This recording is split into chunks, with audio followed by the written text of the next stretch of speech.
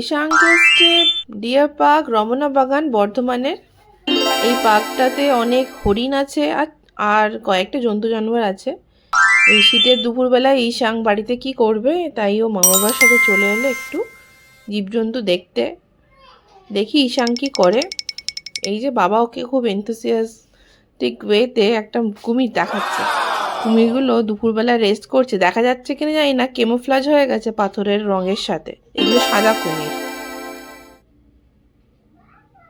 এগুলো fresh water কুমির লেখা ছিল, ফ্রেশ ওয়াটার ক্রোকোডাইল। ঈশাঙ্ক তো বুঝতে পারছে কিনা জানি না, আমি ক্যামেরাটা থেকে জুম করে দেখলাম যে একদমই কেমোফ্লাজ হয়ে আছে পাথরের সাথে, বোঝা যাচ্ছে কিনা জানি না। অনেক হরিণ আছে এখানে, হরিণগুলো দেখে খুব এক্সাইটেড হয়েছে ঈশাঙ্ক। আশেপাশে সবাইকেই বলে বেড়াচ্ছে হরিণ হরিণ, এগুলো সব হরিণ। ইংলিশটা এখনও জানে না, বাংলাটা জানে হরিণ।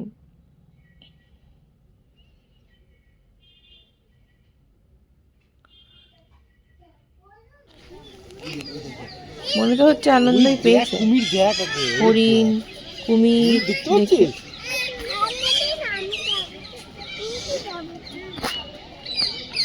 একটাও কুমির মুভমেন্ট দেখালো না। মুভমেন্ট দেখালে ঈশাঙ্ক হয়তো বুঝতে পারতো যে ওইগুলো কি। ওকে বললাম, দেখ বাবু, একটা বড় টিকটিকির মতন বসে আছে। ও খালি বুঝলো বড় টিকটিকি, কুমির তো ও এখনো চেনে না।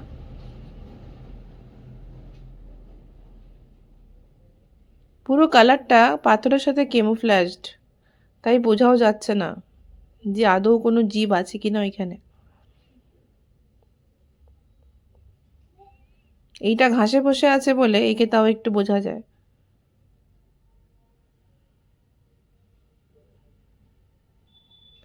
ময়ূর ছিল, অস্ট্রিচ ছিল। ঈশাঙ্ক খালি বলল বড় বড় পাখি,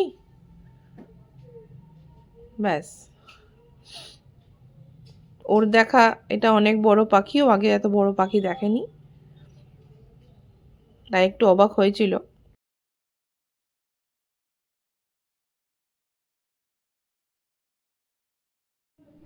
চলো বন্ধুরা, বাই বাই আজকের মতন। আবার যদি কোথাও ঘুরতে বেড়াতে যাই ঈশান, নিশ্চয়ই আপডেট দেবো। টাটা।